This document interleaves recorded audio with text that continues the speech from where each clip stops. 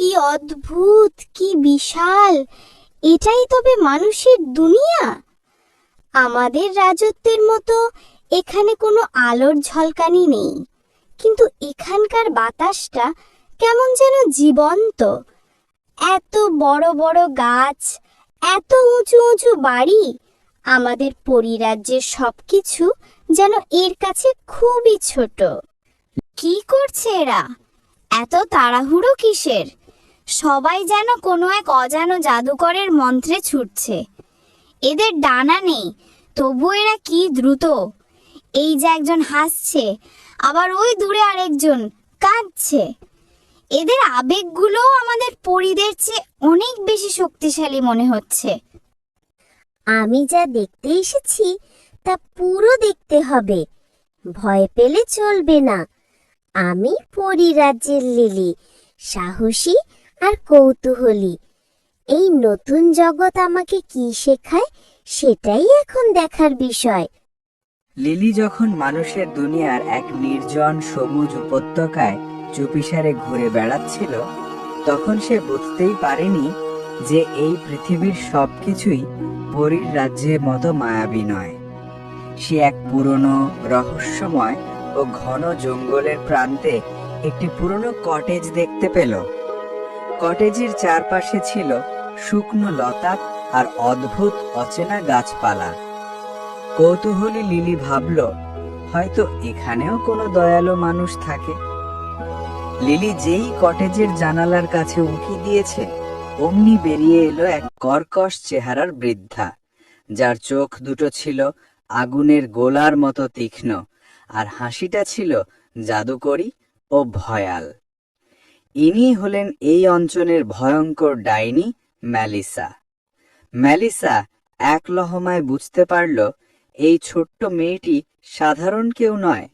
সে তার তীক্ষ্ণ জাদুশক্তি দিয়ে লিলির আসল পরিচয় বুঝে গেল। পরীর জাদু তার নিজের জাদুর ক্ষমতা বাড়াতে পারে, এই লোভে মেলিসার চোখ চকচক করে উঠল। লিলি কিছু বোঝার আগেই মেলিসা তার পুরনো জাদুকরীর ছড়ি দিয়ে একটি মন্ত্র ফুঁকল। চারদিক ধোঁয়ায় ঢেকে গেল এবং লিলি নিজেকে এক ঠান্ডা স্যাঁতসেঁতে পাথরের খাঁচার ভেতর আবিষ্কার করল। খাঁচার চারপাশে ঘোরানো ছিল শক্ত লোহার শিকল, যা পরীদের জাদু ও ভেদ করতে পারত না। মেলিসা বিকট হেসে বলল, আহা, এক নিয়ম ভাঙা পরী! তুমি আমার কাছে এক অমূল্য ধন। এবার তুমি আমার নতুন জাদু শেখার শক্তি হবে। তোমার সুন্দর ডানা আর মিষ্টি হাসি এখন থেকে আমার এই অন্ধকার কটেজের বন্দী। তুমি জানো তুমি কাকে বন্দি করেছো? আমি পরী রাজ্যের রাজকন্যা। তুমি আমাকে আটকে রাখলে এর ফল ভালো হবে না। আমাকে এক্ষুনি ছেড়ে দাও। তুমি কি জানো পরী রাজ্যের পরীরা কত শক্তিশালী? তারা ঠিকই আমাকে খুঁজে নেবে এবং তোমাকে এর শাস্তি দেবে। তোমার এই খাঁচা আমাকে বেশিক্ষণ আটকে রাখতে পারবে না।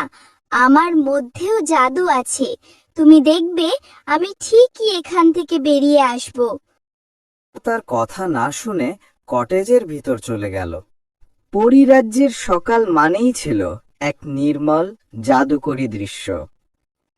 হাজার হাজার জোনাকি তাদের রাতভরের আলো নিভিয়ে দিয়েছে, আর সোনালি জাদুপনা ছড়িয়ে পড়ছে সবুজ ঘাস আর কুঁড়ি আকৃতির ঘরগুলোর ওপর। রাজপরিবারের ছোট্ট পরী লিলি প্রতিদিন ভোরের নরম আলো ফোটার সাথে সাথেই তার কুঁড়িশয্যা থেকে উঠে আসত। কিন্তু সেদিন লিলিকে পরিচর্যা করার দায়িত্বে থাকা বয়স্কা পরী রূপা যখন মিষ্টি কুয়াশার শিশির ভরা বাটি হাতে লিলির কক্ষে প্রবেশ করল, তখন তার চোখ দুটি স্থির হয়ে গেল। লিলির প্রিয় গোলাপ পাপড়ির শয্যাটি ছিল খালি। রূপা ভয় পেয়ে সারা ঘরে, ঝর্ণার ধারে, এমনকি লিলির প্রিয় রঙিন ফুলের বাগানেও পাগলের মতো খুঁজতে শুরু করল। লিলি কোথাও নেই, কোথাও তার মৃদু জাদু করার চিহ্ন মাত্র নেই। আতঙ্কে রূপার শরীর কাঁপতে শুরু করলো। সে বুঝতে পারল এটা শুধু দুষ্টুমি করে লুকিয়ে থাকা নয়, ছোট্ট পরী লিলির নিখোঁজ। রূপার এক মুহূর্ত অপেক্ষা না করে তার জাদুর জোরে একটি দ্রুত আলোর সংকেত আকাশের দিকে ছুঁড়ে দিল। সেই সংকেত সরাসরি গিয়ে পৌঁছালো রানী মায়ের দরবারে, আর সাথে সাথেই রূপা আর্তনাদ করে উঠল। রানীমা, সর্বনাশ হয়েছে। ছোট্ট পরী লিলি নেই। সে সে পরিসীমানা ছেড়ে চলে গেছে। রানী মায়ের কাছ থেকে জরুরি সংকেত পাওয়া মাত্রই পরিরাজ্যের প্রধান জাদুকর দ্রুত এক বিশেষ পরীর নাম ঘোষণা করলেন। তার নাম ছায়া। ছায়া শুধুমাত্র সাহসী নয়, বরং রূপ বদলানোর জাদুতেও সে রাজ্যের সেরা। সে খুব ভালো করেই জানতো মানুষের দুনিয়ায় পরীর রূপে গেলে মুহূর্তেই বিপদ ঘটবে। রানীমা ছায়াকে ডেকে বললেন, ছায়া, লিলিকে খুঁজে বের করতে হবে। মানুষের চোখে তোমাকে যেন কেউ চিনতে না পারে। তোমাকে মানুষের রূপ নিতে হবে, কিন্তু তোমার ভেতরের জাদু যেন অক্ষুণ্ণ থাকে। ছায়া মাথা নত করে রানীমাকে আশ্বাস দিল। এরপর সে এক বিশেষ নীল জাদুর নির্যাস পান করল। চোখের পলকে তার জাদুকরী ডানা দুটি অদৃশ্য হয়ে গেল। তার দেহের নরম ঔজ্জ্বল্য মিলিয়ে গেল এবং সে একজন সাধারণ মিষ্টি চেহারার মানুষী মেয়ের রূপ ধারণ করল। তার পরনে রইল সাধারণ মানুষের মতো পোশাক, যাতে কেউ সন্দেহ না করে। ছায়া আর সময় নষ্ট করল না। সে খুব সন্তর্পণে অত্যন্ত গোপনে পরিরাজ্যের সুরক্ষা জাল ভেদ করে পৃথিবীর দিকে যাত্রা করল। তার মানুষের মতো চেহারার আড়ালে লুকিয়ে ছিল এক পরীর অদম্য সাহস এবং উদ্দেশ্য।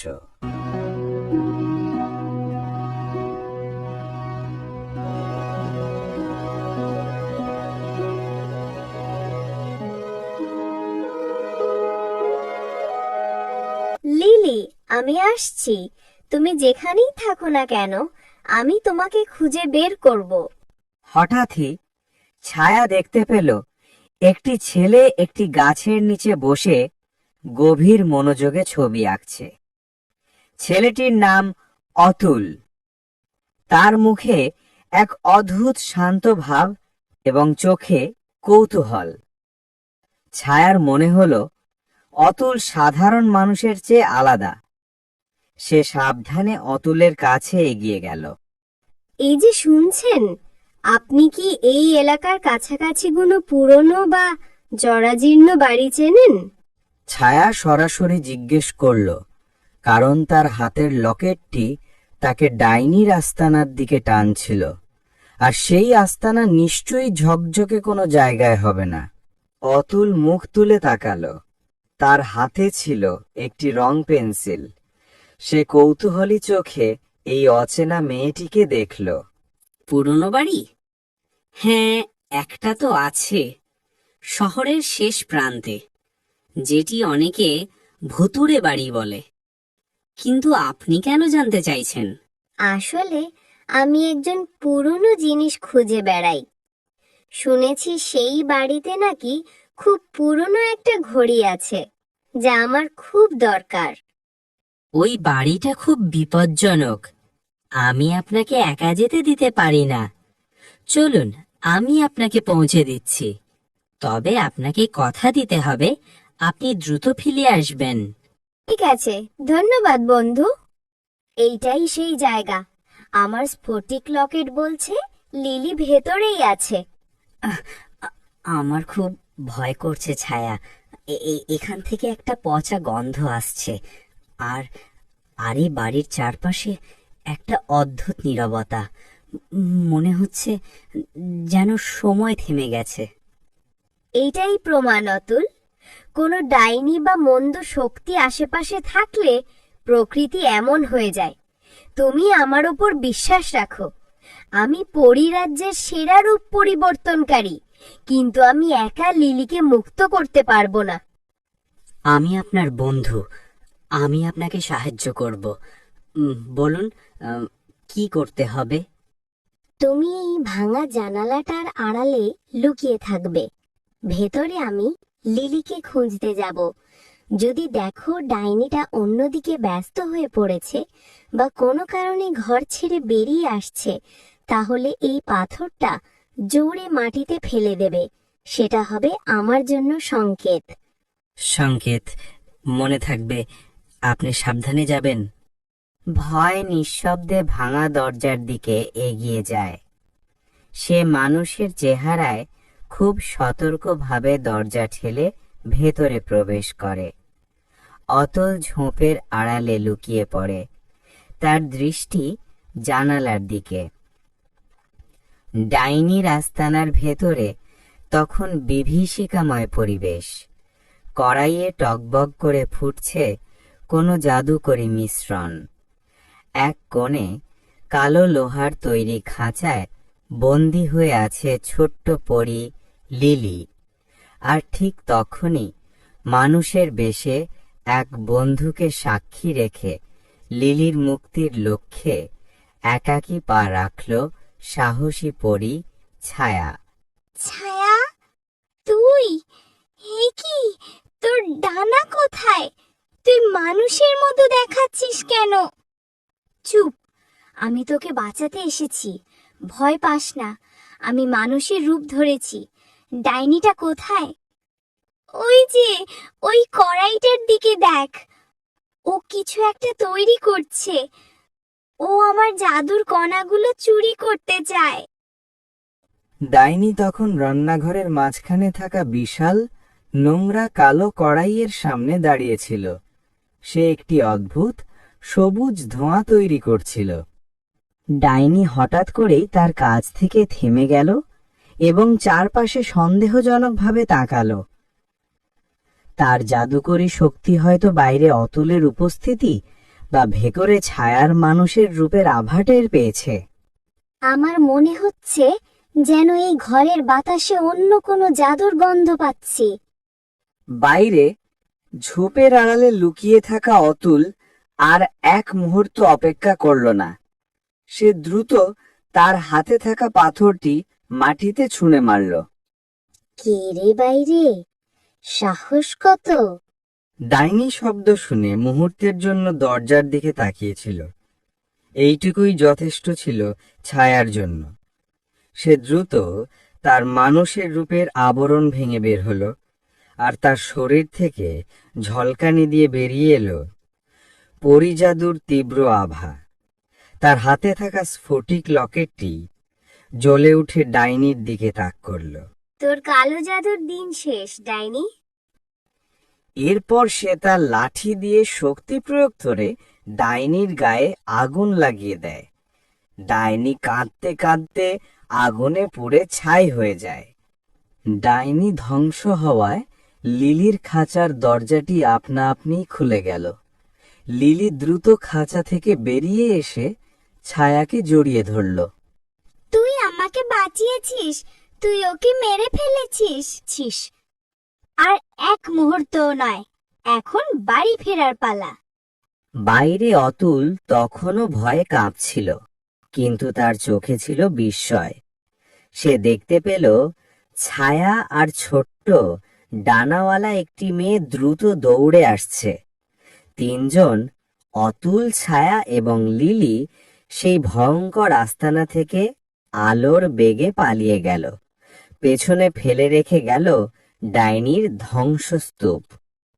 পরী রাজ্য অবশেষে শত্রুমুক্ত হলো, আর ছোট্ট লিলি তার বন্ধুর সাহসে মুক্ত হলো।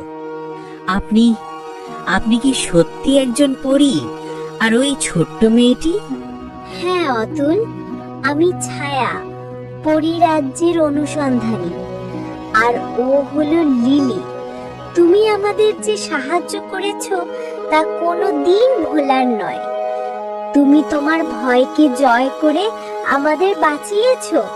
ছায়া যখন অতুলের সাহসের প্রশংসা করছিল, তখন তার মনে এক অদ্ভুত অনুভূতি হচ্ছিল। মানুষের রূপে যখন সে অতুলের সাথে সময় কাটিয়েছে, তখন তার ভেতরের পরীর হৃদয় অতুলের সরলতা, সাহস আর ভালো মনকে ভালোবেসে ফেলেছে। মানুষের দুনিয়াকে সে প্রথম দেখল অতুলের চোখ দিয়ে। সে বুঝতে পারল এই ভালোবাসা এক পরী আর মানুষের মধ্যে থাকা বিশাল দূরত্বের মতোই অসম্ভব। অতুল, এখন আমাদের যেতে হবে। আমাদের রাজ্যে অনেক নিয়ম আছে, আমরা বেশিক্ষণ মানুষের দুনিয়ায় থাকতে পারবো না। আর কখনো আসবেন না? ছায়া এক মুহূর্তের জন্য চুপ করে গেল। সে চেয়েছিল অতুলকে বলতে যে সে এই অল্প সময়ের মধ্যেই তাকে ভালোবেসে ফেলেছে, কিন্তু সে জানতো এই কথা বলা মানে শুধু অতুলকে আরো কষ্ট দেওয়া। পরীরা একবার মানুষের দুনিয়ায় ভালোবাসা দিয়ে গেলে সেই ভালোবাসার পরিণতি শুধু যন্ত্রণা। হয়তো আর আশা হবে না, তবে মনে রেখো তুমি আমাদের বন্ধু, আর বন্ধুত্ব সব জাদু থেকে বড়। ছায়া লিলিকে নিয়ে চোখের পলকে একসাথে আলোর ঝলকানি দিয়ে বাতাসে মিলিয়ে গেল। অতুল একা দাঁড়িয়ে রইল। তার হাতে ছিল সেই স্ফটিক লকেট। সে তখনও বিশ্বাস করতে পারছিল না যে কি ঘটে গেল, কিন্তু সে জানতো তার জীবন বদলে গেছে। সে